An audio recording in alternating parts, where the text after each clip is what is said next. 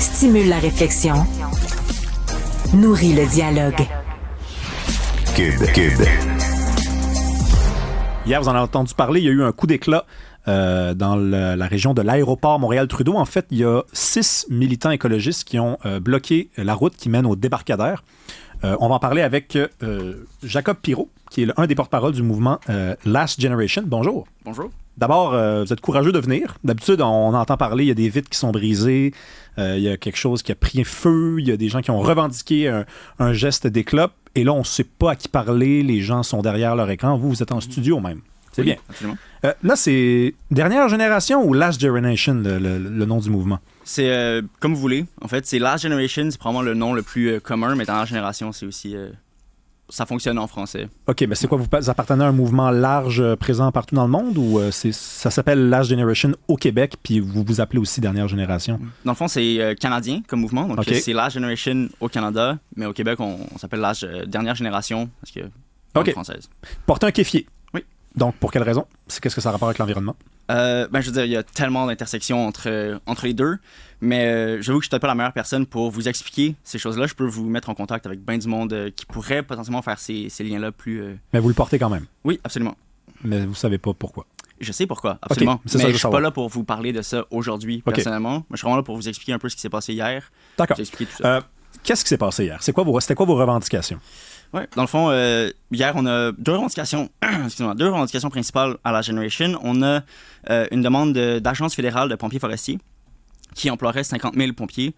Et on demande au gouvernement canadien d'endosser, en fait, le traité de non-prolifération des énergies fossiles, qui est un traité, en fait, qui demande d'arrêter toute expansion d'énergie fossile, right? Pas de nouveaux projets, une transition juste par rapport aux travailleurs qui sont dans ces industries-là, parce que c'est clairement pas leur faute. Mm-hmm. Et on veut graduellement diminuer les énergies fossiles ici. On sait que c'est quelque chose qui est dangereux. On le voit avec Jasper aujourd'hui. Right? Je sais pas si... Oui, les feux de forêt. Mais là, parce que c'est peut-être que votre message a été mal compris, parce que moi, ce que j'ai lu, c'est que vous vouliez la fin du pétrole, du gaz et du charbon. Là, ce que vous me dites, c'est une graduelle. Je veux dire, on veut la fin de tout nouveau projet, puis on veut graduellement diminuer. On est quand même conscient de l'aspect pragmatique de la chose. T'sais, on peut pas du jour au lendemain tout fermer, mais ça reste qu'il nous faut un plan clair, puis un plan qui est contraignant, parce qu'on sait, la science est claire par rapport aux conséquences de ça, right? Ouais. Évidemment, là, quand quelque chose comme ça se produit, quand une route est bloquée, là, en plus, c'est pas n'importe laquelle, c'est une route qui mène à l'aéroport. Donc, on parle de gens qui s'en vont en vacances, qui s'en vont se reposer. Des gens qui ont travaillé fort cette année, qui sont épuisés, qui ont ramassé de l'argent pour pouvoir se payer du bon temps. Et là, vous vous mettez sur leur chemin. Moi, j'ai une question strictement marketing, là. Hein? Ouais. En quoi c'est efficace de procéder de cette façon-là? Oui, absolument. En fait, je ne sais pas si vous avez entendu parler du blocage du terminal pétrolier Valero il y a 2 ans. Non. Exactement. Right? Quand on bloque des infrastructures pétrolières, parce que c'était ça qu'on a fait. J'aurais dû répondre oui. T'aurais dû répondre oui, hein? Nice try, je t'ai pogné. Ça reste qu'en ce moment, le message passe pas. Right? Nos gouvernements n'écoutent que lorsqu'on est en mesure de faire des coups d'éclat comme ça, justement. On a accès à des plateformes, puis on est capable de partager un message qui est nécessaire. Right? Genre, on le voit avec Jasper en ce moment, on le voit avec tout ce qui s'est passé l'année passée. 5% de la forêt boréale a brûlé l'année passée. 5%. Mm-hmm. C'est massif. Puis ça, c'est des informations qui sont pas vraiment mises de l'avant par nos gouvernements, qui sont complices, right, à travers l'expansion de l'industrie pétrolière, l'industrie des énergies fossiles. Et donc, on fait pas ça par plaisir. Il y a personne là-dedans qui est comme « Hey, tu sais quoi, demain, là, un mercredi matin, moi, c'est ça mon plan, puis ça me fait du bien. » OK, mais c'est parce que moi, j'ai déjà entendu, par contre, j'ai pas entendu parler de ce blocage-là, mais j'ai déjà entendu parler de plusieurs coups d'éclat de Greenpeace qui s'en prenaient à des bateaux. J'ai entendu parler de ce qui s'est passé sur le terrain Nordvolt également il y a quelques mois. Donc là, on s'en prenait quand même à des organisations, à des acteurs, hein, les acteurs que vous présentez comme étant les coupables, entre guillemets. Mais là, cette fois-ci, c'est pas ces acteurs-là, vous vous en prenez à des gens. C'est pour ça que je comprends pas exactement en quoi c'est marketing. En fait, j'ai une autre question pour vous. Y a-t-il une personne de plus aujourd'hui au Québec qui est écologiste? Pour vrai, je me posais la même question hier, mais après avoir parlé avec... on a du monde sur le terrain qui ont parlé avec les gens qui étaient pognés dans le trafic. Et la majorité était de notre bord. Genre, je sais que c'est peut-être surprenant, là, mais puis moi-même, j'étais surpris quand on me l'a dit.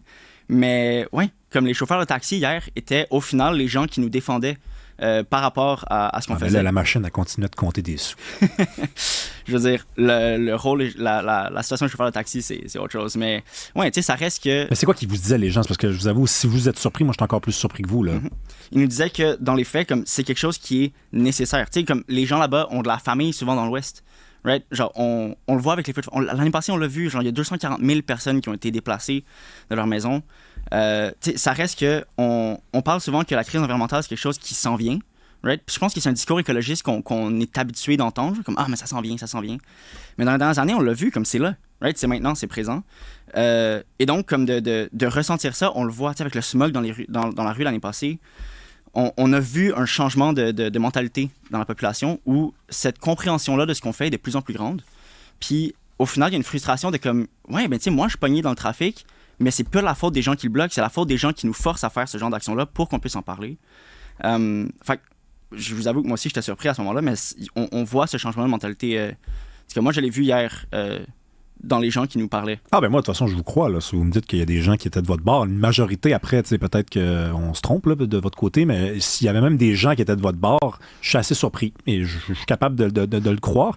Là, par contre, là où je vous suis moins, c'est quand vous dites on ne cesse de dire que la crise climatique s'en vient. Il faudrait arrêter de dire ça. La crise climatique est là, on est en plein dedans. Je ne nie pas le fait qu'il y a des changements climatiques. J'aurais pas ce micro-là, d'ailleurs, si j'avais cette position-là, j'en suis certain. Sauf que je ne ferai pas semblant de croire non plus qu'on vit ce que vivent d'autres sociétés qui sont beaucoup plus vulnérables sur le plan géographique. Je pense qu'on est plus dans une logique de les changements climatiques s'en viennent que les changements climatiques, on est à fond la caisse dedans. Vous n'êtes pas d'accord? Je pense que, évidemment, on voit ce qui se passe partout ailleurs, puis on est quand même dans une position géographique particulière où on voit moins les conséquences. Ben oui. Right? Justement, le traité de non-prolifération des énergies fossiles, c'est un mouthful à dire à chaque fois, mais ça a été backé par comme une douzaine de pays, dont comme les îles Tonga et les îles Samoa, qui sont en crainte en fait, de se faire submerger par la montée des océans. Fait que c'est comme dans une perspective de comme, hey, c'est pas juste protéger ma population, c'est protéger littéralement mon pays, protéger l'endroit où je suis. Okay, on n'est pas dans cette perspective-là encore. Puis je pense que où on est, on ne le sera pas vraiment. Mais ça reste qu'on voit les feux de forêt. Donc où on est, on ne le sera pas vraiment. Par rapport à l'eau. Right? Okay. Mais par rapport aux feux de forêt, on est particulièrement affecté. Right? On est un des pays où il y a le plus de forêts dans le monde. La forêt boréale, elle est inflammable assez facilement. Ouais, comme n'importe quelle forêt. Mais c'est que moi, ce qui m'agace un peu, j'en parlais plus tôt, c'est que j'ai l'impression qu'il y a comme une faillite intellectuelle du côté du mouvement écologiste, c'est qu'on ne comprend pas comment est constituée l'âme de l'homme avec un grand H. Là. L'homme capote lorsqu'il y a de l'eau sous ses genoux, okay? Au-dessus de ses genoux.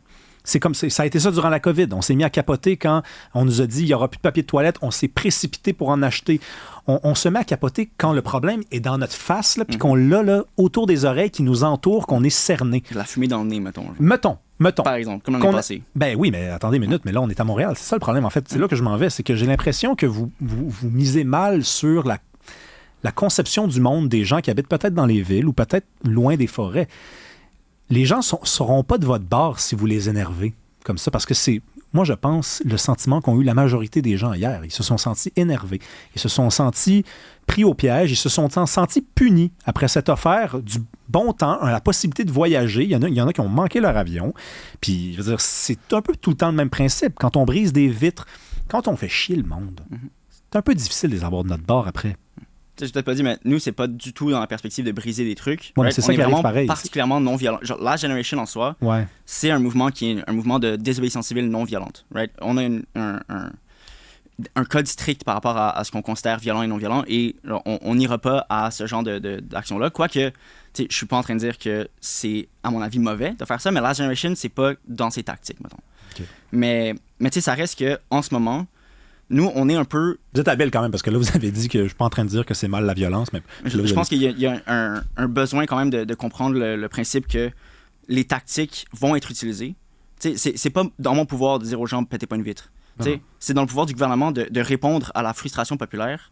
On est dans une démocratie, puis mettons nos Mais vous n'encouragez pas la violence, mettons. Mais je veux dire, pas au sein du mouvement, puis on va pas non plus dire... En général, mettons, là. En général, après ça, le gros débat, c'est qu'est-ce que la violence? T'sais, évidemment, on va jamais parler de comment Je me suis posé cette question-là hier, justement, parce que vous dites que vous êtes une organisation non violente, mais il y a quelque chose de violent dans le fait de bloquer une route, quand même, là. Non seulement c'est dangereux, deuxièmement, comme je vous le dis, il y a des gens qui pensaient s'en aller en voyage, puis leur voyage est interrompu, ou en tout cas retardé. Il y a quelque chose de violent là-dedans. Il y a du monde qui pensait aller à Jasper, tu penses?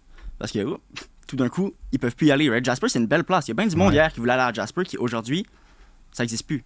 Il y a quand même cette dynamique-là que quand on parle de violence, à mon avis, le gouvernement qui continue d'investir dans des énergies fossiles, alors qu'il sait que ça mène directement à des feux comme on voit aujourd'hui à Jasper, on parle de violence. Nous, on a essayé de faire quelque chose pour s'assurer que les gens soient au courant de ce qui se passe, s'assurer de réaliser l'inaction gouvernementale. Quand on parle de violence, le gouvernement, en ce moment, est responsable de villes qui brûlent. Right? On l'a vu l'année passée au Québec avec Legault qui était comme « Ah, je suis désolé, on va juste laisser ce village-là brûler. » On parle de violence. Moi, j'aurais jamais fait ça. Il n'y a personne à la Generation qui aurait laissé les villages brûler parce que, oups, peut-être qu'on n'est pas en mesure de vous aider. Mais vous comprenez quand même que le cas du Québec est particulier aussi. Les Québécois ont un rapport, disons, à la tranquillité et à la violence qui est différent. Les révolutions sont tranquilles ici. Oui, ils sont tranquilles. D'ailleurs, on fait des réformes. Puis le mouvement du FLQ n'a pas décollé tant que ça là, dans l'opinion populaire dans les années 60, dans les années 70. Il y a même des gens qui pensent que ça nuit à la cause souverainiste. Ça, c'est quelque chose que je vous invite quand même à étudier sur le plan intellectuel. C'est-à-dire que les Québécois n'ont pas changé. On a encore une bonne vieille âme canadienne-française qui est tranquille. Puis vous pouvez... Je ne dis pas que vous regardez ça de haut en passant parce que vous souriez, mais je ne pense pas que ça cache quoi que ce soit d'autre que votre amusement. Mais il y a des gens qui pourraient trouver ça, disons, qui pourraient faire preuve de condescendance face à ce que je vous dis, mais ça reste que c'est nous autres, on est fait de même. Oui. Donc, ça peut sembler être perturbant plus que motivant, ce genre de motivation-là. Est-ce que vous avez d'autres projets en route, d'autres idées peut-être d'actions qui impliqueraient pas de déranger les gens comme ça? Absolument. Lesquels, mettons? Je riais tantôt parce que j'étais comme, je pense pas que la Generation va quitter un ministre. Genre, c'est pas dans les plans du tout. Peut-être que c'est ça qui s'est passé avec la FLQ qui a fait comme, peut-être que ces gens-là.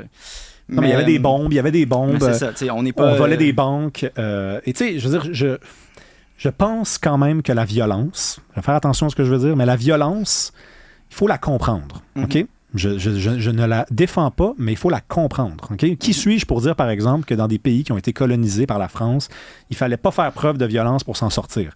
J'oserais pas aller là, d'accord? Bon. Mais moi, je suis au Québec, OK? Je suis pas au Congo, je suis pas en Algérie, je suis pas en Indonésie, je suis au Québec et je sais, OK? Si je travaillais pour vous, là, puis que j'étais en charge du marketing, là, puis de la communication, là, je vous le répéterais tous les jours. Je vous dirais, les Québécois, là, ils trippent pas là-dessus, OK? Mais vous avez d'autres idées. Premièrement, si tu veux, on a toujours de la place dans le mouvement, right? Genre, j'ai l'impression que on est toujours ouverte à des conseils. Charge cher, moi, c'est ça l'affaire. Ah, c'est ça, tu vois, moi je fais ça gratuitement. Nos idées, c'est ça. On a beaucoup on va faire des actions qui sont perturbatrices, right? C'est ça le terme qu'on utilise. Mais ça va être de un peu déranger des discours de ministres. C'est quelque chose qu'on fait quand même fréquemment. Ça va être justement des blocages, mais c'est dans une perspective de vraiment s'assurer que le message passe. Parce qu'en ce moment, quand on parle de comment faire pour que ce message-là passe, dans l'Ouest, là, les gens sont au courant. Ici, l'année passée, on l'a senti pour la première fois. On sait qu'il y a des besoins qui ne sont pas comblés. Right? Genre, l'armée a été appelée ce matin, hier soir. Par rapport à ça, on a 36 000 pompiers de moins qu'on avait en 2016, puis on a 9 personnes qui sont mortes l'année passée, dont une fille de 19 ans qui est morte l'année passée, une bénévole en essayant de combattre des feux de forêt. T'sais, pour moi, il n'y a pas grand-chose ici qui nous place du mauvais côté de l'histoire, en fait. Right? Genre, je pense que l'inaction gouvernementale et l'action gouvernementale de continuer de financer ces énergies-là, puis de ne pas prendre au sérieux la crise en place, c'est un manque de responsabilité. Pour moi, c'est de la négligence. Right? C'est un contrat social. La job du gouvernement, c'est de s'assurer de protéger sa population, puis en ce moment, il ne fait pas sa job. Right? Puis c'est un exemple, mais il y a bien des exemples qui prouvent que le gouvernement ne fait pas sa job en termes de protection de sa propre population. Et donc, nous, ce qu'on fait, c'est non-violent. C'est peut-être dérangeant, mais ça reste que c'est non-violent. On ne va pas faire mal à personne, right? On va pas blesser personne, on n'ira même pas jusqu'à péter une vitre, right? Ce qui est un objet, right? Mais ça reste que quand on parle de violence, quand on parle de ce qui est nécessaire de faire en ce moment. Mais la vitre, c'est parce que la vitre, c'est pas juste un objet. La vitre, ça appartient à quelqu'un qui a payé pour la vitre, ça appartient à quelqu'un qui a mis de l'argent de côté pour payer pour la... C'est toujours ça. C'est pour ça que nous, on fera pas ça. Okay, right? C'est pour ça que la Generation, on est vraiment dans une perspective de répondre, en fait, au fait que le gouvernement ne fait toujours rien. Puis, tu sais, on est d'accord là-dessus. Genre, on peut pas prétendre que le gouvernement est adéquat dans sa réponse par rapport à l'urgence climatique. Il essaie de se prétendre comme un héros gouvernement, un héros climatique, un héros vert, right? Il continue d'accepter les projets pétroliers. Il continue de bafouer les droits autochtones sur leur propre territoire par rapport aux projets pétroliers. On l'a vu avec les Wet'suwet'en, right? Shutdown Canada. Mm-hmm.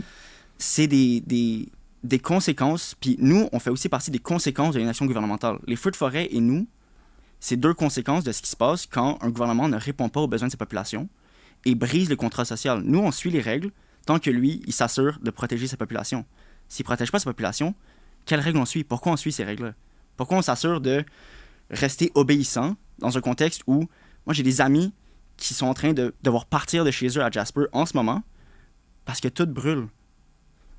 Genre, quand on met ça en perspective, quand on relativise un peu, nous qui essayons de pousser le message, c'est un peu comme blâmer une alarme d'être trop forte par rapport à... Comme ton alarme de feu est trop forte, puis tu la blâmes elle plutôt que le feu. Ben, je pense que c'est possible de blâmer les deux. Là. C'est-à-dire qu'il y a des gens qui sont complètement choqués par ce qui se passe à Jasper, qui le sont à chaque été, et qui sont aussi choqués par ce que vous avez fait. Moi, j'ai une solution pour vous, puis ça va être mon conseil gratuit, parce que je vous ai dit, je cherche cher. Ouais. La poésie, l'art, la chanson, la littérature, la culture. Communiquez comme ça vos messages. Les gens, ils aiment ça. Hein? Pourquoi on tripait sur les Cowboys fringants? Parce que les Cowboys fringants, ils parlaient de ça. Puis il y a des gens qui se sont intéressés à la cause environnementale parce que les Cowboys fringants ont écrit des belles chansons là-dessus. Moi, j'ai commencé avec Carl Tremblay puis Plus Rien. Plus Ben Rien, voilà. c'était ma voilà. tune d'enfance, right? Plus rien, là, ça jouait dans les voitures qui circulaient sur l'autoroute. C'était possible de passer un message en disant à peu près la même chose que vous, qu'on est la dernière génération. C'est ça que ça dit dans la chanson. En tout cas, Potentiellement la dernière génération. à bon entendeur, Jacob Pirot, merci beaucoup. Merci, Merci d'avoir fait preuve de courage d'être venu en studio. ça fait plaisir. Au plaisir.